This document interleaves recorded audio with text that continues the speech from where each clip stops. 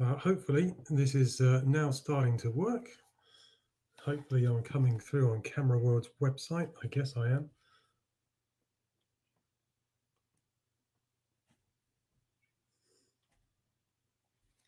Yeah, that's cool. Excellent. Hi Camera World, how's it going? Hopefully everything's going to be okay.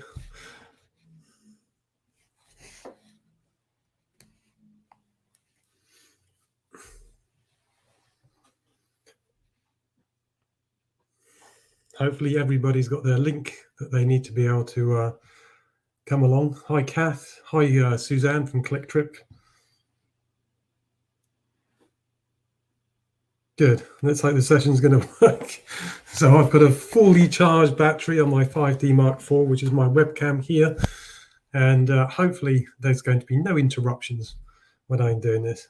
Excellent, I'm glad it sounds good. I can hear nothing, actually. This is going to be very strange for me. Hello to Morocco there, say Fernando. What I've done is I've got my laptop that's just down there so I can keep an eye on things. And also when I go full screen, because it's going to be very strange for me doing this presentation, because normally when I do presentations on Zoom, I can actually see people.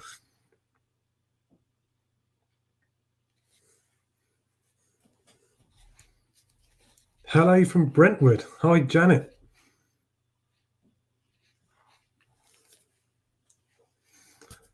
So we've currently got 9 people online. Hopefully we can get some more in the next 4 minutes or so.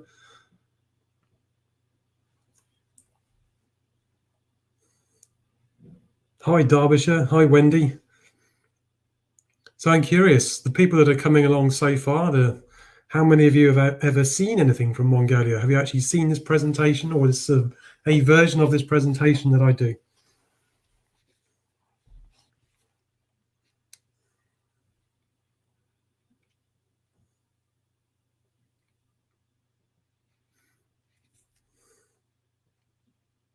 Oh, we've dropped off. We've got 9 people now. We did have 10, I think. So up to 11. That's good.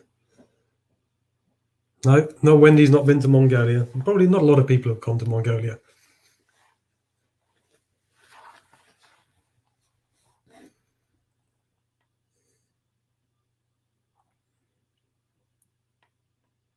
It's new for you as well, Fernando. Don't worry. I'm sure when things open up. And I've been looking actually at Mongolia, at what's going on in the last 10 minutes or so. And it seems as though they're going to probably have vaccinated everybody by July. So, which is good.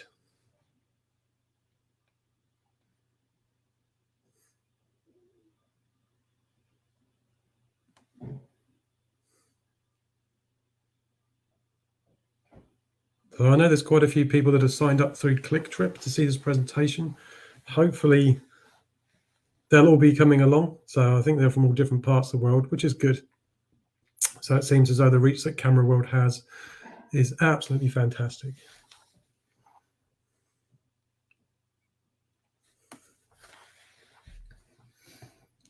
14 people online so far. That's good.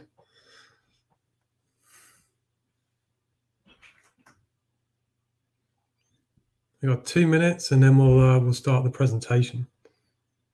I'm just trying to think how much. So we've got 15 people now. So it's like 1, 2, 3, 4, 5, 6, 7.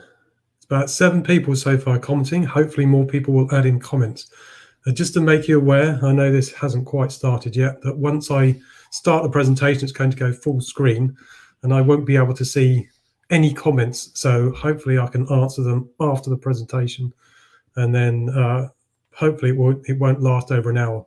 I've never done this version of the presentation before, but hopefully it should be okay.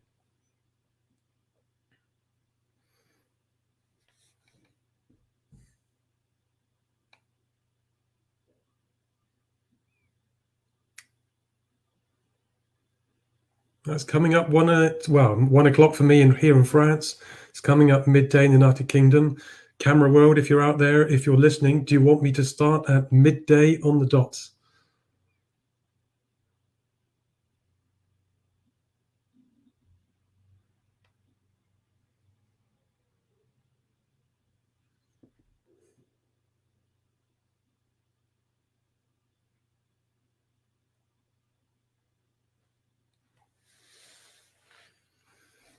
Go when I'm ready. Okay.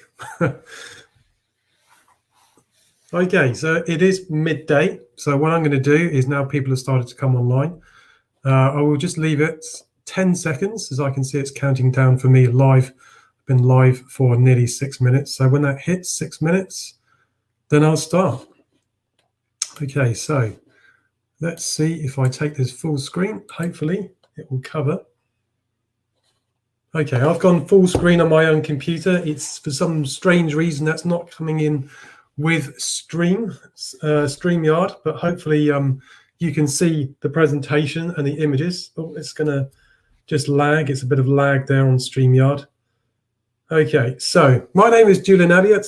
Let's take you on a journey to the Altai in the Western Mongolia. So this presentation is being done in conjunction with a company called ClickTrip. ClickTrip will enable you to be able to book various photography tours. Camera World, of course, you know Camera World. If you're here joining us, Facebook Live, they're there for all your photographic needs. And then Think Tank. Now, I use Think Tank bags, and we'll explain later on what it is that Think Tank are doing here, but hopefully everything's going to go swimmingly well. So let's go on to the next page. So I'm a quick background on myself. And just do be aware that as I'm looking at my own computer, there is a bit of a lag between my computer and then StreamYard and what's actually coming up. So it seems to be a few seconds or so. So a quick background on myself. I'm originally from Southern England. I'm from a city called Salisbury. I used to work in an office doing pension administration. I picked up my first digital SLR, a Canon 350D, right back in April 2005. That was a Canon 350D, as I said. So I've got no formal training as a photographer. I am entirely self-taught. I went professional back in November 2010, which is strangely enough when I arrived here in France, where I am right now. How do I work as a photographer? I am still very much a Canon user. So at the moment, this presentation is being filmed with a Canon 5D Mark IV as my webcam. I've also got a Canon 6D as a backup. And then I have several L series lenses in my bag, 3 of which are tilt shift lenses. I've traveled in many different countries. I've been in about 30 countries or so far in my journey as a photographer.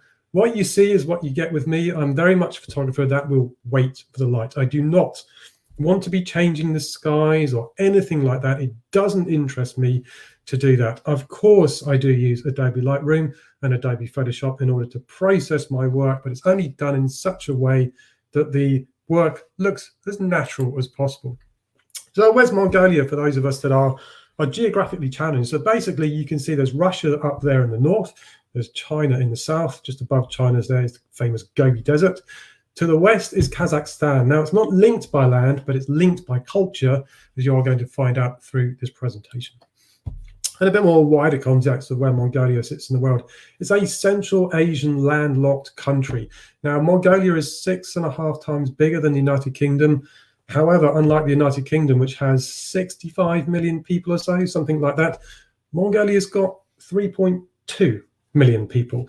The visitor numbers, there's approximately 6,000 Britons will visit Mongolia per year on a normal travel basis. It's not a lot of people. Let's put that into context with Britain's capital, London. There's about 55,000 people will visit London per day on a normal sort of average sort of non-COVID day, let's say. Anyway, so Mongolia, it is absolutely the land of Genghis Khan, or as the Mongolians call him, Chinggis Khan. So if you go to Mongolia, the likely place that you're going to go into, your first step into the country will be in Ulaanbaatar, the capital. About an hour and a half northeast of Ulaanbaatar is this amazing statue of Genghis Khan. He points towards his birthplace up in Henti in the north there. Now, Mongolia is very much a country of Buddhism as well. Sadly, there's a lot of the Buddhist infrastructure was destroyed and got rid of during the Stalinist times. It's very, very sad. A lot of it's gone. Now, photographic technique-wise, something that I really love to do is that I love to be able to get my work in camera as much as possible. So, for example, this image that you're looking at right here, this is taken with a Canon 24mm tilt shift. So the building itself, it does cave in naturally. That is what it does. Now, inside this building is what I believe is the world's tallest interior statue. I think it's something like 26.5 meters tall. It was taken apart during Stalinist times, and thankfully all the bits were kept and it's been put back. Now, a lot of the time what I'm trying to do with my images is take images that you look at as the viewer and you go, oh, wow, where's that? I want to go there. As soon as I've got you on wow, then I've got you. So, for example, a lot of the work that I do ends up in various image libraries. The main image library that I contribute to is Getty Images. And they've sold my work in about 40 countries and counting so far. So it's highly likely you've probably seen my work somewhere in a magazine, on the internet, or maybe on TV and in a film. So you do get a lot of Buddhist monks around Ulaanbaatar and then sporadically across the country. Something that I urge people to do is when you go to a foreign country is do not sort of just stick your camera in somebody's face. Do at least learn to say hello, thank you, goodbye, please. It all goes down very well. So hello in Mongolian is sabano, or you can even say hi once you start to get to know people, which is saino. And then you can say goodbye, bayartai, thank you is always a good word to learn. So that's bayarla in Mongolian. So these words, very, very useful, and also learning other things as you go along as well. Now, as I said, there are a lot of Mongolian Buddhist monks in the temple complex around Ulaanbaatar itself. And I'm there normally with a guide, so I will ask my guide to ask the monks if it's okay to take pictures. Some places they don't allow you to take pictures, so do be aware of that when you go.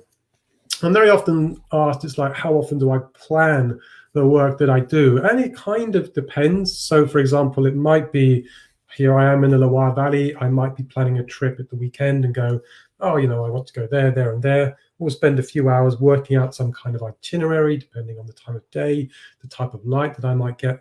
This photograph here took about 10 microseconds to sort of do. So because I'm doing this as a job and I'm doing it every single day, day in, day out, 7 days a week, it feels like 24 hours a day at times. It's very, very much inbuilt with me, photography. I can see images very quickly and can react very quickly, which is what was done here with this particular monk that I photographed in a place called Erdandale, which is not somewhere you will find on any tourist guide map. Now, as I said, Buddhist culture is very much in Mongolian. So you have hadags. I have a hadag that's here in my room. And so they each mean something. Blue is for the eternal blue sky of Mongolia. It's even on their national flag. They worship the eternal blue sky, which feeds into green. Now, green is for grass. Very important because the animals on the steppe will eat the grass. Grass is then fed through the animals, which then produce milk, which is for white. Now, depending on what time of year you go to Mongolia, depending on what type of milk you might be given to drink if you're with a nomadic, pastoral nomadic somewhere. So, for example, I have drunk what's called the airag, which is the horse mare's milk. So, yes, it does sound strange. I have drunk milk from a horse, and it is actually quite nice as well. I've also drunk milk from a yak. That's another story, which I won't recount. You then have red, which is for fire. Fire is sacred to Mongolians. Don't throw anything onto a fire that's rubbish because of how sacred it is to them, which then feeds into yellow, which is for the sun. Now, traveling around Mongolia does get a little bit interesting. So highly likely when you go to Mongolia, you'll probably be traveling around, 4x4 possibly, or probably one of these things, which you can see on the screen now. This is a Russian Fergon van. So these Fergon vans, they are really tough as old boots. So they're four-wheel drive. They have 2 fuel reservoirs. You can get on the roof as photographers, which is excellent. They will support your weight. But if you're health and safety conscious, sort of maybe you might think again, because there's no seatbelts in them. So if you do an emergency stop, you'll get to know the person in front of you intimately as you crash into them if there's an emergency stop. But don't let that put you off going to Mongolia. Now, as I said, it can get interesting traveling around Mongolia. There's not a lot of asphalt roads over there. So it's more than likely you will be traveling around various parts of the country across dirt tracks, which you might be thinking, how on earth do they know where to go? They know where to go. They don't need GPS. They know the landmarks with mountains and rocks and formations, all sorts of stuff on the land. They know where to go. You're in good hands when you go with the Mongolians. So I have already mentioned the pastoral nomadic herders out there. There are no more nomadic tribes in Mongolia, but they certainly do lead a nomadic lifestyle. So they have what they call 5 mouths to feed. So you have horses, camels, yaks and cows, sheep, and then goats. The goats that you're seeing, and apparently there's an overpopulation of goats, what I've been reading the last few days in Mongolia. All the goats are cashmere goats. So Mongolia is excellent to go to if you want to pick up some cashmere. Accommodation-wise, it gets very interesting when you go to Mongolia. So it could be, if you're very, very lucky when you go to Mongolia, that you'll be staying in a hotel. And don't worry, by the way, you are going to be seeing some eagle hunters very soon. I just need to build you up to what the experience is going to be like if you do want to step foot in Mongolia.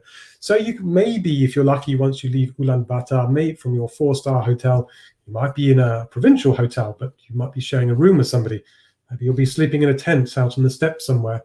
Maybe you'll be sleeping on the floor of an eagle hunter's house, which is what I was doing a couple of years ago. Or maybe you'll be sleeping in one of these things. Now, for a lot of people, they're called yurts, but to the Mongolians, they're called ger. Don't go to Mongolia and say, oh, you have a beautiful ger, a beautiful yurt. It's not a yurt, it's a ger. Now, the other thing I need to make you aware of is that I know some people do like their privacy. In a ger, you've got no privacy, okay? So everybody can see everybody at night, and if you snore, if your feet smell, we're all going to know about it. Talking about smells, if you do like to have a shower every single day, you can have a shower approximately once every 7 days. And then when you do have that shower, you get about 30 minutes in the shower house. So yeah, do be aware of that. Now, the other thing that you need to be aware of is when you go into a ger, walk around clockwise. It's good luck. And do look up. It's like walking into a beautiful cathedral, say like here in France or in the UK or wherever. Don't just walk in and look straight ahead. Walk in and look up, because very often they are beautiful. Totally collapsible as well. If you like doing astrophotography, I urge you to think about going to Mongolia.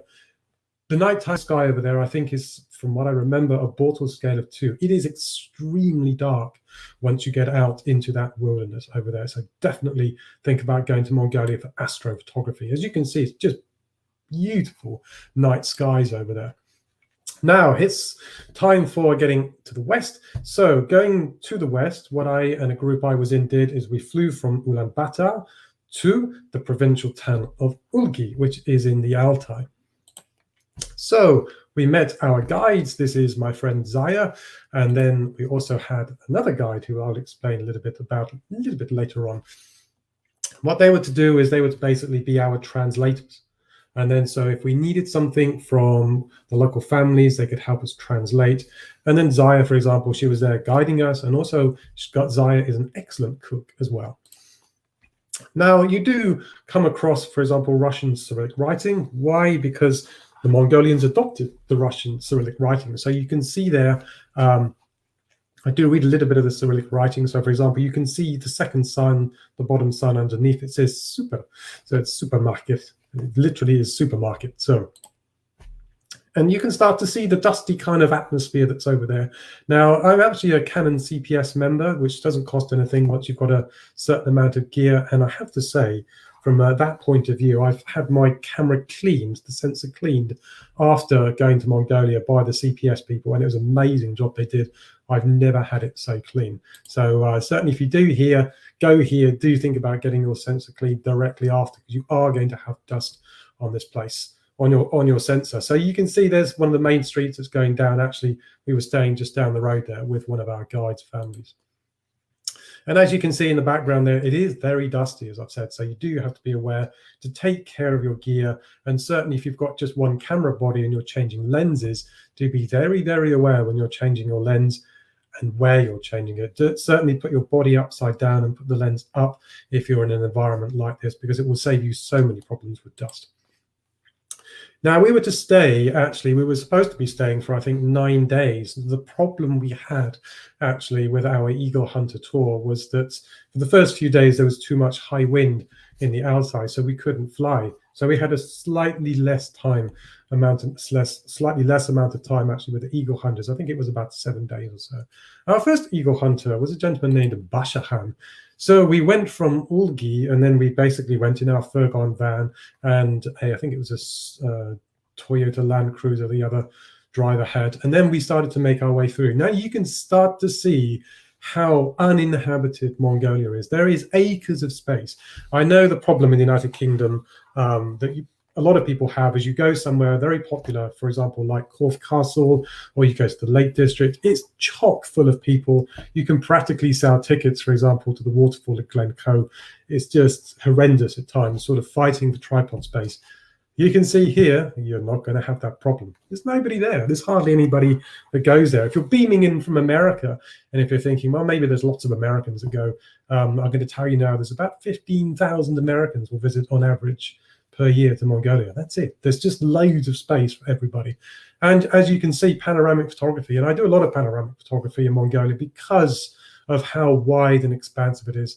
So get used to doing it to really capture the landscape, because it's the only way at times to really explain it to people. It's like, for example, if you go fishing at the weekend and you say, I caught a fish that was this big, by the time you've got down the pub, it's this big, the next pub, it's even bigger, as you just try to explain the expansiveness of Mongolia, because it is just utterly just amazing to go into. Just come away from civilization to go to somewhere like this. And this was actually our backyard with Bashahan when we were staying with him. Now, Bashahan and his family are the pastoral herders there as well. So they have their herd of animals that they take care of. And then, of course, there is the famous golden eagle. Now, I've actually been doing a lot of research on the golden eagle and how they're actually capturing them and what is and isn't the traditional way. Now, you may be aware of a film called Eagle Huntress. In that film, they do show you that Aishulpan, the star of the film, will capture the golden eagle from the nest. Now, some of the research that I've been doing suggests that this is not the traditional way that the hunters are actually catching the eagles, that the traditional way that they are capturing the eagles is actually through a jealousy trap, which is basically they'll set up a trap for the eagle, they'll put a raven there, they'll tie a raven in the trap, and then basically put a dead hare. The eagle will see the raven, is jealous, and then will come down to take the dead rabbit, the dead hare, away from the raven. So from what I understand, and I'm still trying to get as much information as I can on this because there's not a lot of English information out there on this, is that apparently the birds that are caught from the nest aren't necessarily the best eagles to be hunting with because they don't actually have enough experience as hunters. So the traditional way that I understand is that what they should be doing is capturing eagles that are on the migration from Russia to China and have at least spent a good couple of years in Russia before migrating down to China. Then they know how to hunt. But anyway, that's probably too technical information for a photography talk. So Bashahan here, this is Bashahan. You can see that if you like doing portrait photography, that Mongolia is an amazing place to go to. If you don't do portrait photography, and I wasn't a great sort of travel portrait photographer before going to Mongolia, you tend to do it. And you tend to do it because when you start to go out into the wilderness, what you do find is that what you'll find is that you kind of lose that sort of technology. You're cut off from technology. So you learn how to be bored again, and you learn how to find things to do. It's too easy here in the West where we're connected with everything. You know, computers, the internet, telephone, that's all there. When you go to see somebody like Bashahan, they have nothing like that. They have maybe a satellite phone, they maybe will have solar power, but they don't have connection to the internet unless they go into Ungi. And so therefore, they don't have the need for it. Now, on his head is a fox hare's hat. They are hunting mainly foxes when they are out there hunting the animals. Now, when they are hunting, it is basically during the winter time, from say November onwards until the end of January. And then they'll have different festivals. And then, for example, in spring, summer, the eagle will be resting. And in summer is when the eagle will be molting. And then this is actually not Bashahan's house. I think this was Bashahan's old house before we stayed in his new house, which is actually just to the side of this picture, which I didn't take a picture of. But you can see the very simple accommodation that you're going to be staying in when you go to somewhere like Mongolia. You do have to be ready for these off-the-cuff moments when you go to somewhere like Mongolia. This is one of Bashahan's 4 grandchildren. It was a fleeting moment. It was gone just like that. So I had my 100 to 400 on and quickly knelt down, got him, and bang, gone. He's gone. That's it. And you've got to be ready when you're a travel photographer or any type of photographer for those special moments. Now, during our first afternoon with Bashahan and his son, who was also an eagle hunter, they took us off into the landscape to show us a little bit of the skill that they use with hunting the eagles there. So we were staying 2 nights with Bashahan. So his son will go up high, and he basically takes the eagle up there, ready for Bashahan to call down. And then the eagle is let go, and then it's then caught on Bashahan's arm. Now, again, you can see, like the young lad, his grandson, you have to be very, very quick with the photography over there. You've got to be, because it's just over in such a fleeting moment. So you've got to know your camera. It's best to pre-meter these types of scenes, set your camera on manual, make sure you've got the shot ready and set up, and then when the eagle arrives, bang, get it. Now, as a stock photographer, a lot of the times what I need to be doing is I need to be thinking, how can I make money back from this? I have to learn how to make money back from my photography. There's various ways that I do that. The main income that I have will be from the stock image library. So, for example, here, what you're seeing is Bashahan with his eagle. The eagle is feeding there, and I need to think, can I get, for example, a model release? So I do actually have a model release for Bashahan and his son, so I can sell his work commercially to then get the money back. So as a stock photographer, a lot of the things I have to think about is, what's a good image that would sell, and where could it be used? So like here, for example, if you would open up, say, National Geographic as an example, you'd be opening up one page and you would see this image on just one page on an A4 side page on portrait orientation. Look for the details as well. So when you go out there, don't just concentrate on the wider scene. Yes, there's the landscape, and yes, there's the portraiture, but go in and look at that hand-stitched clothing that his wife would have made for him. And also, from what I understand, the wives will be making things like the hood that is put over the eagle. And the hood is on the eagle to help calm it down. So the eagle believes that when the hood is on, that it's nighttime, so it calms down. And then what it doesn't do is it doesn't attract the attention of predators, so that will then come and attack the eagle. So kneel down when you have a subject like this. Kneel down and then look up high to see your subject. Give them stature. The horses, the Mongolian horses, are smaller than the horses that we are used to in the West, but they're not smaller than, say, the Shetland ponies. They're not as small as that. They are still do have a stature still, though. So again, just be trying to be focused on what's going on there. Don't just be, you have to be focused on what you're doing before you go over here. You have to know your camera settings, and just be very, very confident behind it to be able to capture this type of stuff. It looks simple at times. It's not always as simple as you might think, because there is so much going on, and so you've got to be ready for those off-the-cuff moments all the time. And then there's going back to like the portraiture as well. So don't necessarily get them looking at the camera, get them looking away because they might be looking at something. I do find some of my portraiture images, I do prefer actually seeing the images, the subjects in the images, not necessarily looking at the camera, but actually just looking away. And I think sometimes it tells you a lot more of a story, because it's almost like his son is there, he's surveying the landscape, what's there, what can be seen within the landscape. And then you have, again, the landscape here. Now, the group I was in was not a photography group that I was on. I was just on a regular tour. I'd been invited by a Mongolian travel agent that I worked closely with. And I said, does anybody want to come out and photograph sunset with me? Nobody wanted to photograph sunset, which was a bit of a shame, really, because the sunset, as you can see, was just amazingly, just stupendous out there. And then I took a wider shot here just to show you the context of the landscape and how small we are in relation to the Mongolian landscape, which is extremely expansive. It is just full of, for some people, nothing, but to me, it's full of many things that you can see there. You've got the foreground interest, which is actually quite hard to find at times in Mongolia, foreground interest, right up to there's the mountains there in the background. So if you're wondering, as I said, I can't actually see the questions until afterwards. This was actually in the middle of March 2019 that this trip took place. So how cold can it get over there? In January, they recorded what I believe is a record minus 47 degrees centigrade. So normally the average temperature is something like minus 30 to minus 40. Here, this is the beginning of spring. It was a balmy minus 18 degrees centigrade. So you can see there's the frozen river now. So it does get very, very cold. However, the cold is a dry cold when you go to Mongolia. So it's not like, for example, going to Scotland, where I did just after this trip, and it's frigid cold because there's humidity in the air. That was 5 degrees. So 23 degrees less in Mongolia was actually kind of really supportable.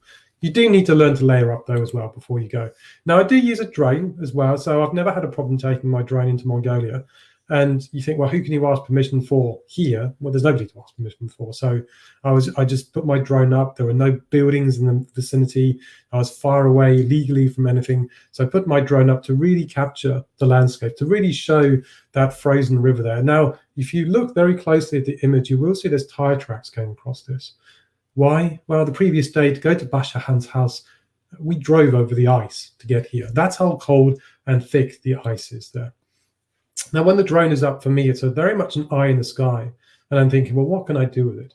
So you put it up and you think, okay, well, that's there, that's there. What else is here? Then I turned the drone around and saw this and just thought, that's awesome.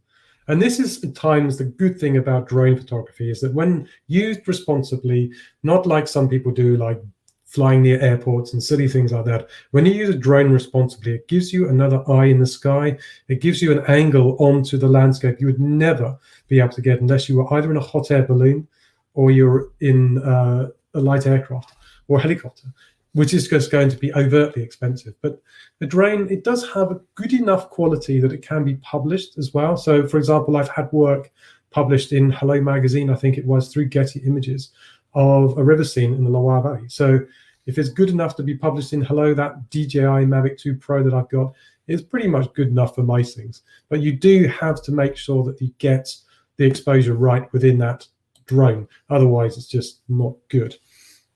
Now, this second day that we had spent with Bashahan, in the morning, we went up here on horseback. Nobody, from what I remember, took their cameras. We were up here, and I just thought, okay, now, something that I really want to do is to capture that classic, cliched eagle hunter look. And I thought this was perfect. This was the perfect opportunity, or the perfect place to get it. Now, because there's no mobile signal over there and there's no internet, I'm having to look at the sun and just track the sun through the day and just think, right, at 11 o'clock or so, when we were up there without our cameras, there's the sun there. So if I leave it a few hours, maybe around 3 o'clock or so, the sun will be there. Be less harsh, be a lot lower in the sky. I think this could actually work really well. So my guide, who I introduced you to earlier, Zaya, I said to her, Zaya, do you think you can ask our other guide, whose name escapes me at the moment, if we can go up here with Bashahan? Why does she have to go to the other guide? Well, because he is a Kazakh. So he doesn't speak Mongolian, he speaks Kazakh. So there's a four-way conversation going on to say, do you think it's possible that the group can go back up here again in the afternoon to capture you in the traditional eagle hunter clothing with your eagle? Not a problem. So we spent probably something like half an hour or so up here. And you can see natural light here. There's no flash, there's no fill-in flash, anything like that. I personally don't think that it needed it, just because you've got this subject here being illuminated by this huge natural light in the sky, and you've got this amazing background. The images that you're seeing now, they're taken with the Canon 24mm 2470 Mark II. So it's an excellent lens for doing travel portraiture. And also his sun there. And again, you can see just the natural light that's falling on them. It really does them justice, and the clothing they've got against the stark background.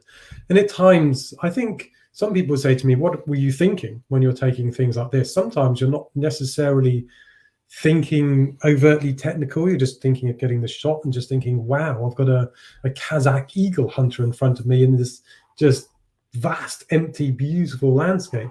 And you're not thinking, well, actually, I want to do this. And I think sometimes we get too caught up in that as photographers. It's just like, what were you feeling? It's just like, probably, can we go back in and have a cup of tea because it might be too cold out here? Who knows? But anyway, the next day we went to an eagle hunter called Ipalat. Now, on our journey there, you can again see how cold it is. There was a crack in the ice here, which I didn't photograph, where you could see how cold it was. And there was that crack showed the ice was about 10 feet thick. So it was really, really thick. And you could just jump up and down this and it's not going to move. And then our next home that we to be staying in, the next clay house, the home of Ipalat. Now, Ipalat lives with his brother and also their mother. Sadly, their father passed away a few years ago, which is, what can you do? That's the harsh life that's out there, and it's just life in general. Now, when I photograph people in traditional dress, what I do prefer to do is to photograph them and then not have anything modern in the image. Now, what's the sort of blue top he's got on underneath there? Well, don't worry about it. Just a minute. I'll explain in a minute.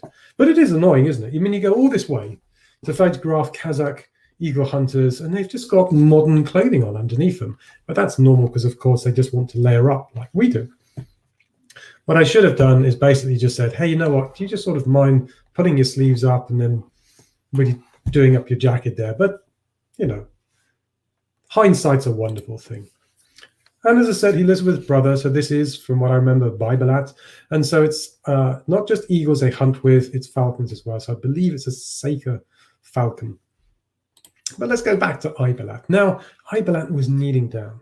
He looked at me and he said, he sort of looked at me and no, he didn't say anything, but he sort of smiled. And I just thought, oh no, that's not the look I want. I loved the look he had where he was just, as I said earlier, not looking directly at the camera, but just looking away.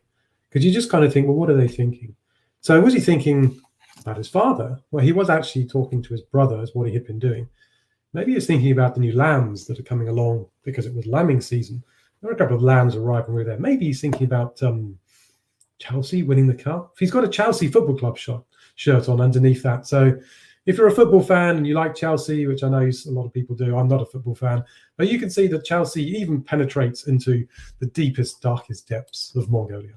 And this is Ipalat's backyard. This is the town of Sagsai there.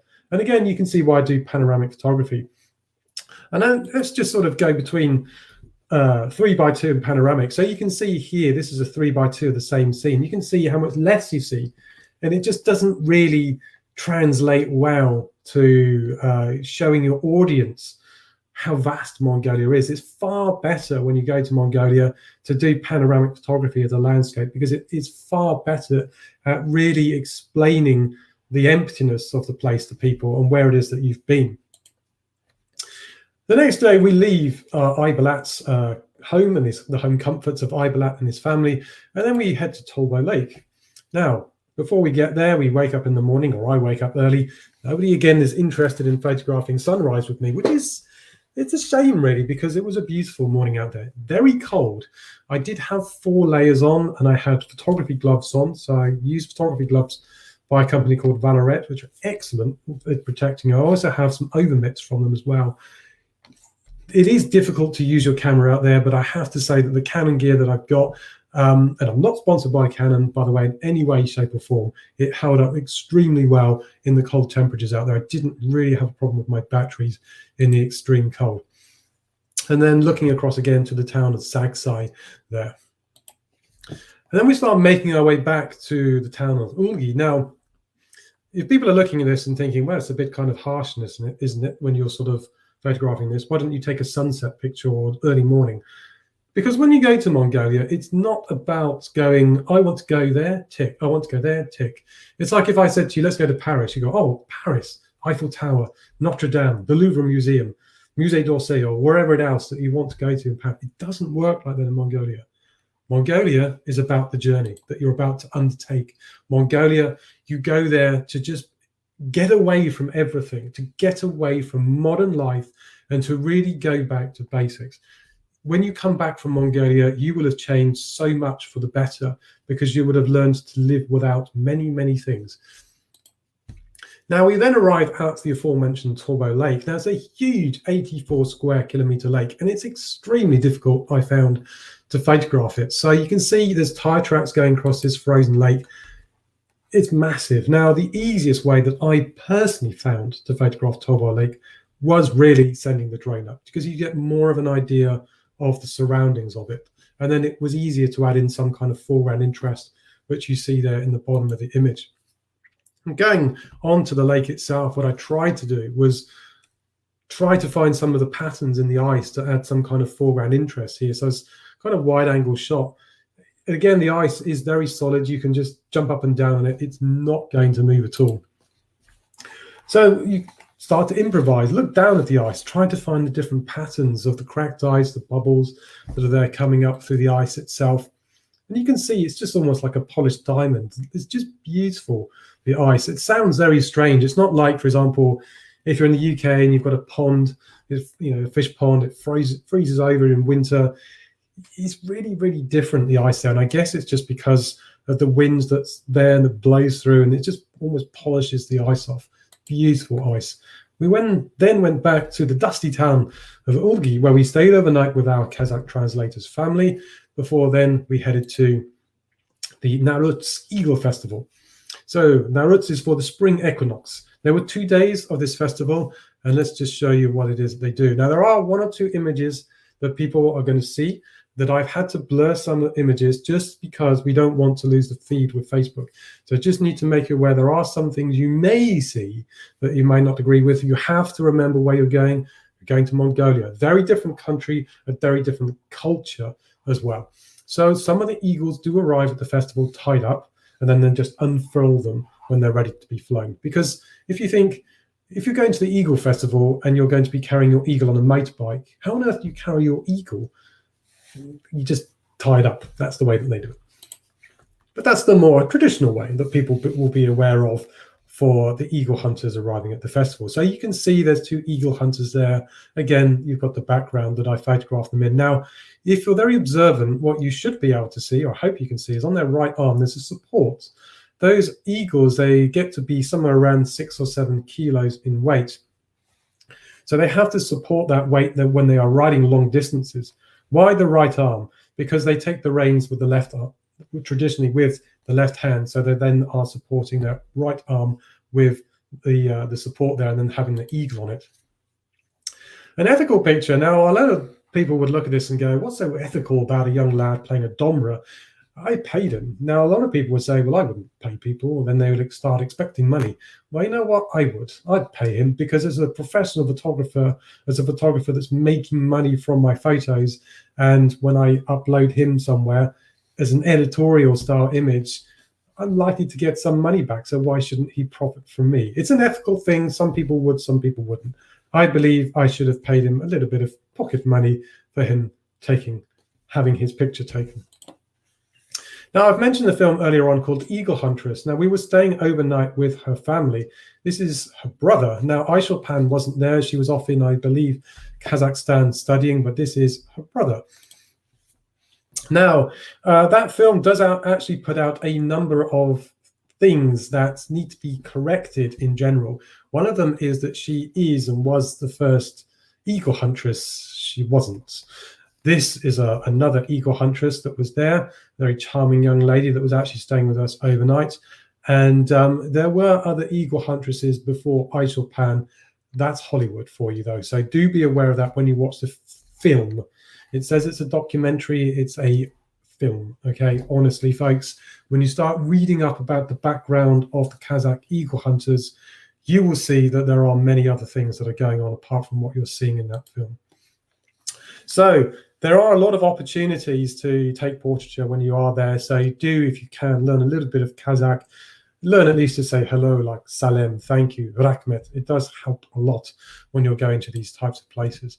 So I'm always on the lookout for interesting eagles. You have the eagle there with its hood, interesting faces, the hats, the clothing, the Ray-Ban sunglasses. So do think about this when you're there. Now, I know a lot of people watching this, probably you might be in a camera club. So I know that a lot of people going for competitions and stuff like that. If you're ever in a camera club and you put things in, the judge is likely to say to you, why don't you sort of take this out and do this and do that? As I said at the beginning, I don't like cropping images and doing all that sort of stuff. If you look at this, you'll see many distractions. What's the best thing to remove those distractions in your images? Just move. Find a different way of photographing your subject to remove the distraction in the background without having to resort to cloning and all those nasty things that you get in Adobe Photoshop. So just move around, find that different angle, and then you'll be able to get the images that you see here. Now, I didn't ask these guys here for their image, for the permission to take their image. I did the previous guy. I did go up to him and I said Salem, gestured with my camera, and he said yes. So Salem being hello in Kazakh or hi. So they were actually quite far away, but I just loved them and then the background. And I put on my 100 to 400, a lens that's used a lot when you go to somewhere like Mongolia because of the huge backgrounds that you have there. I repositioned myself and then got this image. And you can see that one of the things I love to do, one of the traits of my photography with people in traditional dress is to avoid things that are modern. You can see there's nothing in there that suggests modern life. They're all in their traditional dress. They've got their horses there. At that 100 to 400, it really compresses the foreground against your background. And that's what you really want to be doing there. Now, I know this isn't the most photogenic image, but what you need to understand is we are now at the Narutz Eagle Festival, or even at the Golden Eagle Festival, which is later on in the year. They go up high, the handlers will go up high, they'll let the eagle go. And then the first event that happened is the fastest eagle down, the fastest, smoothest, swiftest eagle down was the winner. So you get varying degrees of what happens with these eagle hunters. Some eagles arrive down really quick, and then they obviously are getting up there to be the winners, and some just does as Mother Nature does. It might find a distraction. Now, what I have been learning in my studies of this Eagle Festival is that some of these nest captures eagles are actually easier to be flying at the festival for the very simple reason that they're used to people. If an eagle's been caught in the traditional way on its migratory route through Mongolia, a lot of those traditional eagle hunters won't be at the festival because the eagles don't like the crowds. And from what I've been studying as well, some of them won't even like the other eagles. So they might attack the other eagles. So do be aware of what it is that you're watching. Now, a lot of the time you are dealing with essentially almost like a sporting event when you go here. So I found my 100 to 400 was an excellent lens to be using. And the battery power was mostly diminished, not by the cold, but actually by the image stabilization. And you might be thinking, why have you caught the back end of a horse? Well, the thing is the eagles, when they fly down, they're doing what it is that they want to. So sometimes you catch the back end of a horse and sometimes you catch the front end. But also do be on the lookout for interesting people, as I said, with interesting costumes and expressions, etc. So do be on the lookout for people all the time. Do be having your photographic radar on all the time with these people. So you've got the people there in traditional dress, the young and the old. So it's just, if you don't do portraiture, you will do by the time you've been to Mongolia. Now, yeah, Mongolians are expert horse riders, not just men, but the women as well. They grow up in the saddle. So, you know, we often talk about some of our amazing jockeys that we have, for example, in the United Kingdom. The Mongolians will outdo them by a country mile and then some. So here, for example, the game that they are playing is a target is put on the ground. They then gallop up and they then scoop up the target with their hand. They lean down to scoop up the target. The technique that I employ here is I've got my 5D Mark IV, my Canon 5D Mark IV, 100 to 400. I put it on AI servo. What it's doing is constantly focusing. And I employ back button focusing. What that does is when you've got your thumb on the back button, the lens is constantly focusing all the time as your subject comes towards you. So I've zoomed in, and as they come towards me, zoom out and just get what it is that I need to. So you can see how skilled these guys are at their horsemanship here. It is just unbelievable to watch. It really is unbelievable.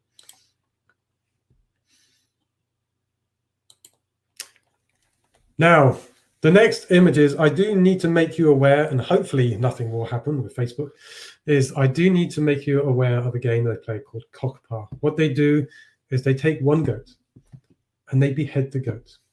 And they then proceed to play a tug of war with the goat's carcass. So I said that there are going to be some images. These are the images that people may not like.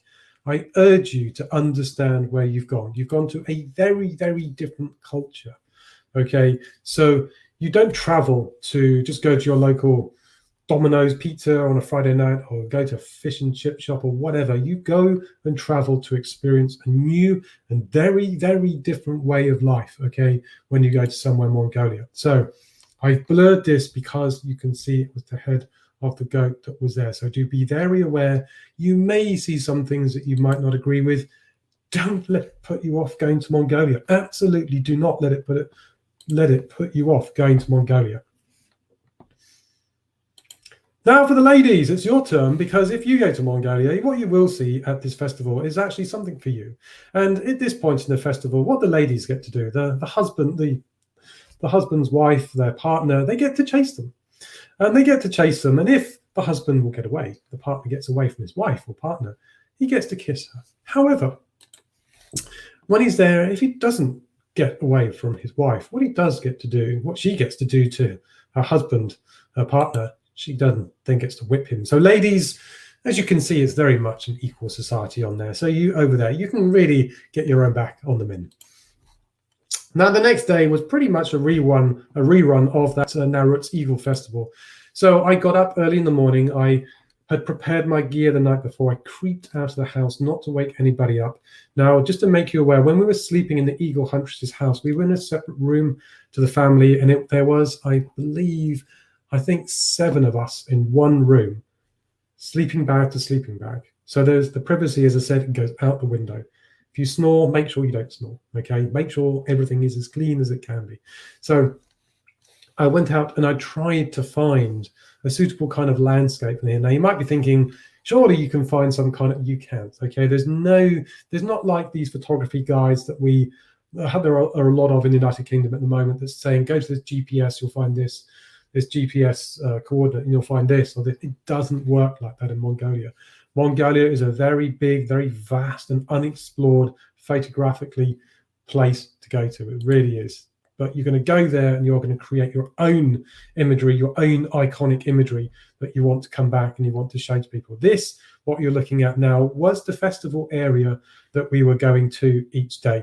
So you can see there's the encampment there. And when I showed you earlier on, the eagle hunters climbing up, they were letting their eagles go. They were climbing up that rock formation there and then letting people go.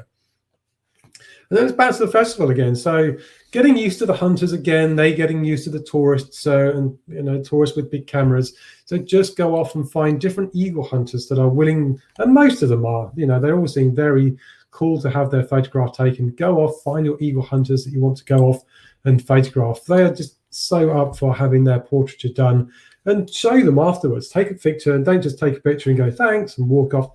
Show them, because then you start to build a bit of a rapport with them as well. And it does help a lot with actually getting the imagery that you see here right now. So there are many, many opportunities, as I said, to do portraiture over there. And if you're not doing portraiture, then you probably will be by the end of this festival. And this guy, he took the whole festival for me to track down, just because he seemed to be preoccupied with many different other things that were going on.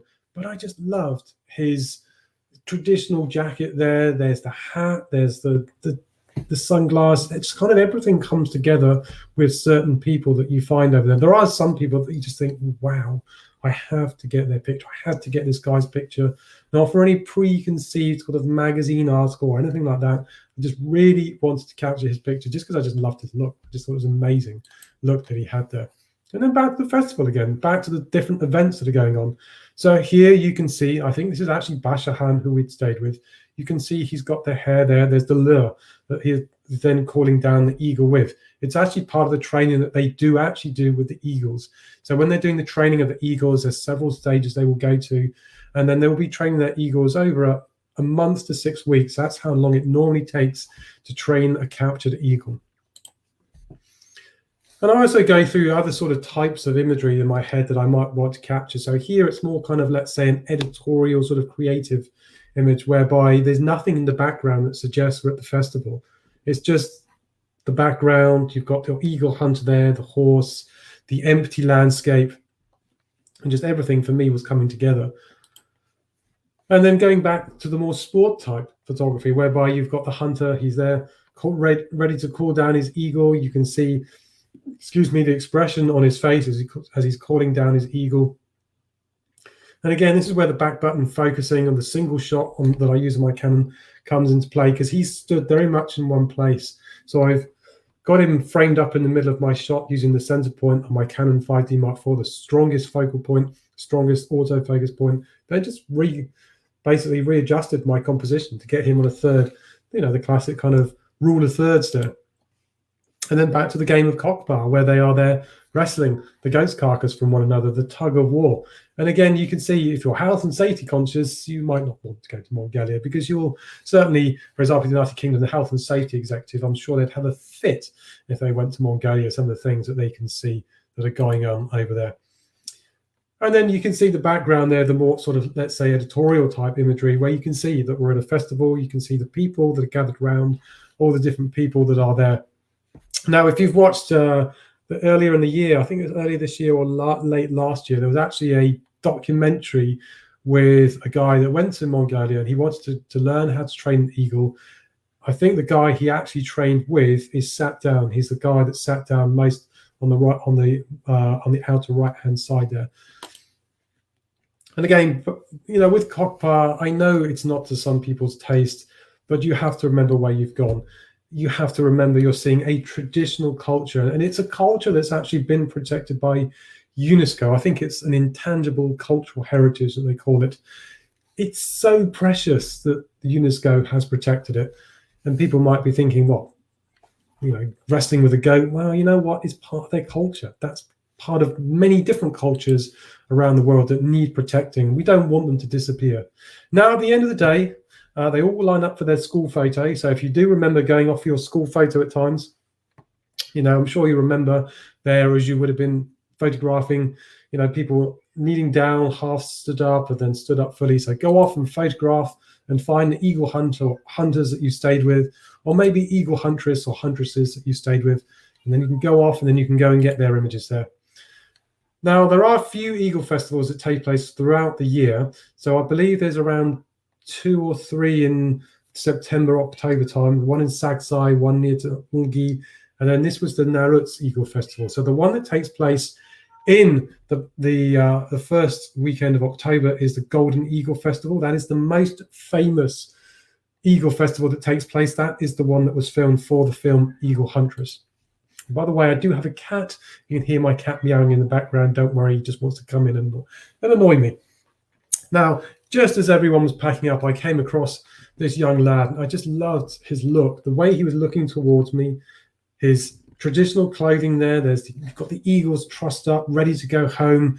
In the background, you've got the Altai mountains there. By the way, you will see this scene in that film, Eagle Huntress. That red roof house is the Eagle Huntress's house. It has changed since the film because they do actually have more money now. But that's another story that I won't explain in this particular presentation. And again, you can see why you do panoramic photography. Just beautiful, beautiful Altai mountain landscape there that begs to be done as panoramic photography. How do I capture my panoramic photography in general? Well, basically, I've been working on my tripod. So I use Benro tripods as my tripod gear. I use a geared head because I find it a lot more stable, a lot more easier to line everything up. Put the camera in portrait orientation. And why portrait, not landscape orientation? It allows you to capture more of the scene, to give you more room to crop your image down once you stitch the images together. And I usually do about a dozen or so images for my my cat's putting me off now, my panoramic images. So basically, there's about a dozen or so images that have gone into making this panoramic image here.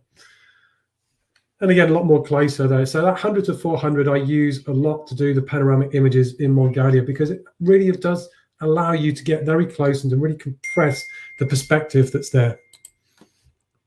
And then we're going off home. So as I'm just getting a message to say, I've got about 8 minutes left. That's it. That's the end of the presentation. We're going to be taking you back now. I'm afraid you've all got to go back to your individual countries that you're beaming in from. That's it. Now it's time for Q&A. Let's come out of this, and then hopefully I can see any questions that have been coming up. Hopefully people have enjoyed what it is that they've seen. Please do ask anything. And actually, before I forget it, I just do need to do this. I have to say a huge thank you to clicktrip.com for organising this presentation. Thank you so much to Camera World for organising this presentation.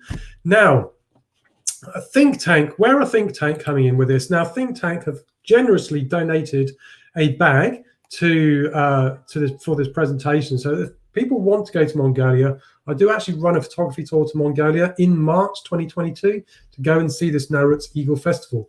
The first person that's going to sign up will get that bag. That bag is worth about £220, something like that. So definitely think about that. The first person that signs up, you're going to get the bag. Then any questions, then please do ask. And thank you, Think Tank. It's appreciated. Your bags are amazing.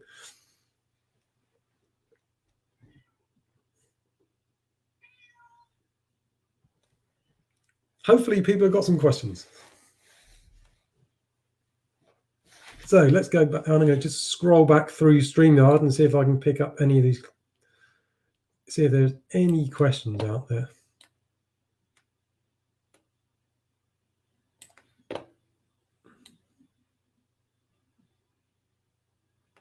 So if Kath Macaulay is actually still out there, she's saying, how do you compose your shots with the lack of foreground interest? It's kind of very, very difficult. That's why I do a lot of panoramic photography with the going in really close to the distant mountains and then basically doing those panoramic images. What you do find is the easiest way is to have somebody in the image, or you have like a gear or a motorbike or something like that that gives you the foreground interest. It's actually quite difficult at times. This is where it's very lucky when you go to places like the United Kingdom, where, or even say like Tuscany or the Dolomites, you can always find stuff whereby there's foreground interest. Mongolia is just not that. It's just not that easy at all. So how do you charge your batteries? I take half a dozen batteries with me when I go to Mongolia. That's what I'm doing when I'm out there. So I've charged them fully before I've left Ulaanbaatar. Bashahan actually had solar power, so we could charge our batteries up in his house. Within the vans, they have, in the Fergon vans, some of them have, you can charge the vans, you can charge the batteries in the van, as they have a power supply in the van that when the van is going along, it's generating the electricity from the motor working when you're driving. That electricity then gets stored in this huge power bank, and then you can just plug in and charge your batteries up that way.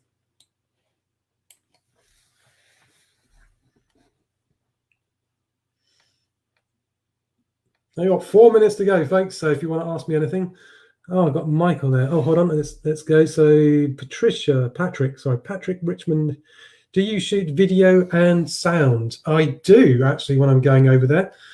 Depending on what I do have a YouTube channel. You can find something that I did in Mongolia a couple of years ago on my YouTube channel. For that, Michael, did I have any issue getting the image right side? I didn't have any issues for the very simple reason I had the Mongolian guide, Zaya, and then our Kazakh guide as well, who were then able to translate what it is that we were doing. Patrick there, he's asked me if I've met the throat musicians. Not yet. I haven't met any of the throat musicians as of yet when I've been over there in Mongolia. What level of fitness is required? So I can see the question there from Barry Dillon. Age limits, I wouldn't worry too much about it. I know the company that I worked with, they have taken people with lesser mobility than a lot of us.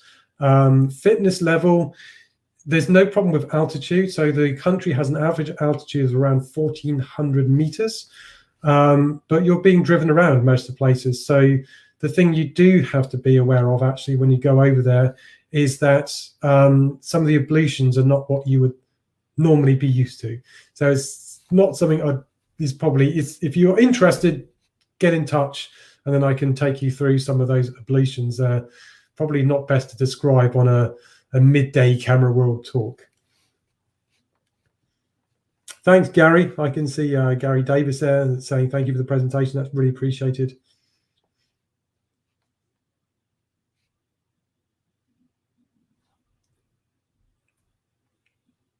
Got a couple of minutes left, folks, so do ask me anything else before I go off and go and get lunch.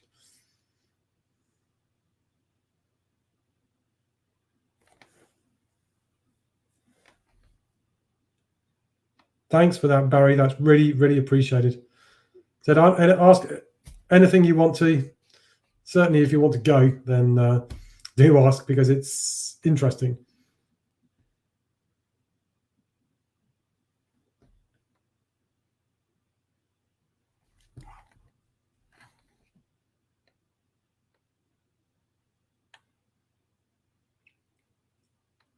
Thanks, Think Tank Photo. Enjoy Australia from what I remember where you are at the moment. It's really appreciated.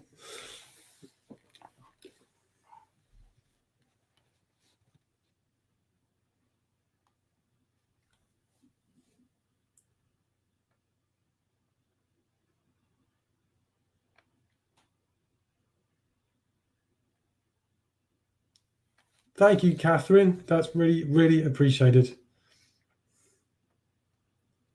Okay, it looks as though it is coming up 2 o'clock. So, well, 1 o'clock for those in the United Kingdom, 2 o'clock here in France. So what I'm going to do is I'm going to say thank you again to Camera World for letting me stream onto their Facebook page. Thank you to ClickTrip for organizing this. Thank you to Think Tank for giving us a gift giveaway for the first person that's going to come along and sign up to go to Mongolia with me next year. Take it easy, folks. You stay safe, all right? And then maybe see you again another time, or maybe even see you in Mongolia. Take it easy, everybody. Goodbye. Thank you so much. Have a nice day.